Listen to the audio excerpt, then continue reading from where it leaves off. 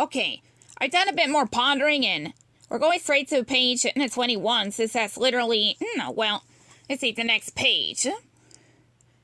I'll tell you what we'll do, Fred says. We'll get to the bottom of this case. Charge! The gang runs towards the rustling footsteps. They turn the corner and see a tall figure coming their way. His face is covered and he is carrying a stack of boxes. Jeepers, those must be the stolen relics, Daphne says. Get him, Fred commands. Together they pounce on the mystery figure. Oof, grunts the stranger, tumbling to the ground. The boxes topple and pour out their contents. Maps, blueprints, catalogs, and books scatter everywhere.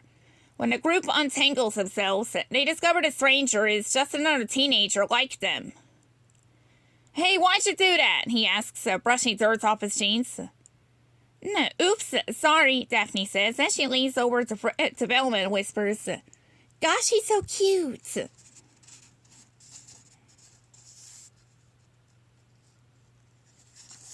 Okay.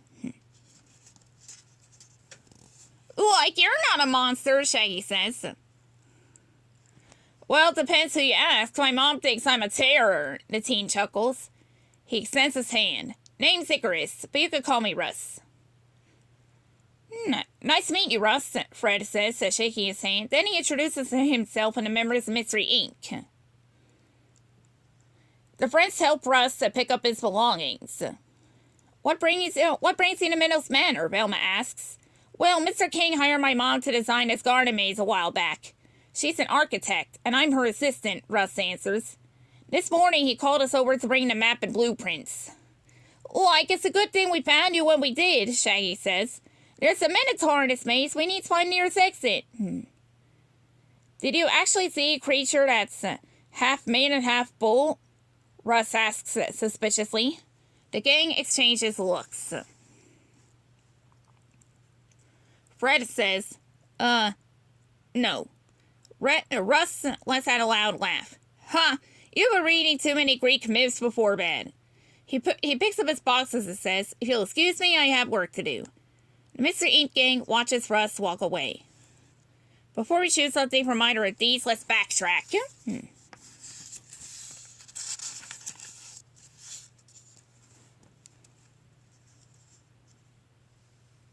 Let's go to page 35 next. Page 35 coming up. The gang continues their investigation by taking a straight path down to another clearing. Inside the open space stands a grand structure made of sparkling white marble. Like, I sure hope there's a really fancy snacks in. I'm starving, Shaggy says. Ree-doo, Scooby says, rubbing his stomach. Right tummy's rumbling. No, that's not a snack stand. It's a mausoleum, Velma explains. It's a large tomb for Mr. King's deceased relatives. Jeepers, Daphne says. I sure hope we don't meet any of them. We don't need ghosts as well as a minotaur. Speaking of which, says Fred, aside from a fur patch and some muddy footprints, what evidence do we have that he really exists? Velma shoots him a look.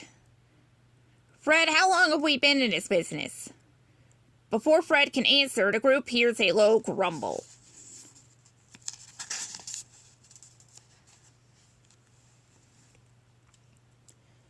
Like, I sure hope that was your tummy, Scoops, Shaggy says.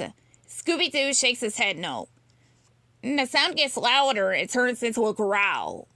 Then they hear a thump, thump, thump, like thundering footsteps. The friends jump and huddle together in the corner of the clearing. It's coming from the other side of this hedge, Velma whispers. If only we could see over it. Shaggy turns to Scooby and says, Okay, buddy, time to put playing Periscope into effect. Right, Repton, Scooby-Doo says and salutes his friend. Shaggy squats down low while Scooby climbs onto his back. The Great Dane stretches his neck like a periscope and peeks over the hedge. He scans the perimeter from left to right. Turn to page 38, it says. All Scooby-Doo can see is the top of the maze. It consists of hedges, leaves, vines, a pair of horns, and some branches. Horns? Scooby-Doo wonders aloud. The horns shift upward, and Scooby-Doo is snout to snout with the Minotaur. Roar! Minotaur! Now Scooby-Doo cries, "He's real!" Now suddenly sharp claws slice through the hedge. They tear through the thick vines like tissue paper, shredding them to bits. The Minotaur stands face to face with Scooby-Doo. The house jaw drops in fright. A massive furry paw lunges for Scooby-Doo.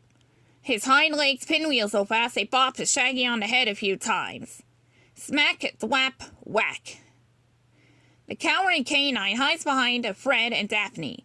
The Minotaur roars again as he rips the leafy wall apart. "Zoinks!" Shaggy shouts. "Like this guy sure knows how to make an entrance." Daphne gasps. "What do we do now?"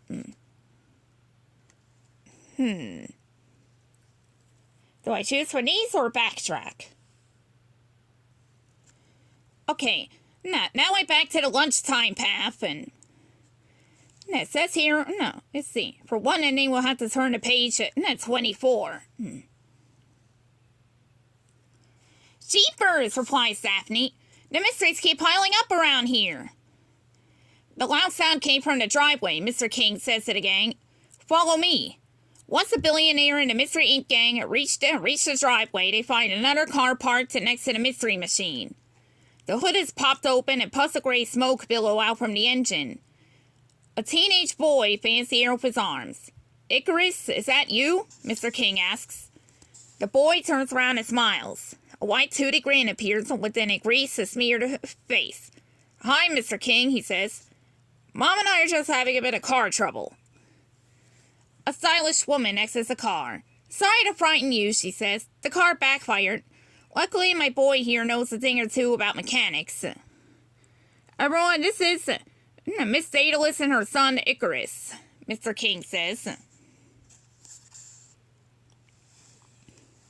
Icarus wipes a greasy hand on his jeans and extends it to Daphne. "You can call me Russ," he says with a grin. Daphne keeps her distance. The thought of all that grease and oil on her designer dress is unbearable. "Charmed," she says. Fred shakes Russ's hand and introduces the gang. "We're here to help Mr. King solve a mystery." "We're here to help, too," Russ says. "My mom designed a garden maze. She's an architect, and I'm her assistant." "Jinkies," Velma says. "I'm a fan of your work." "Thank you, my dear," replies the architect. "It is one of a kind." "Yes, quite right," Mr. King interrupts. So were my prized possessions. And they were stolen by a menacing monster. Suddenly, the ground begins to rumble and there is a low grumbling sound.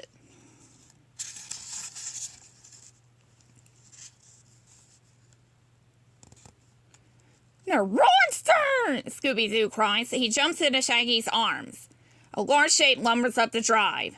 It is an all-terrain and sports utility vehicle.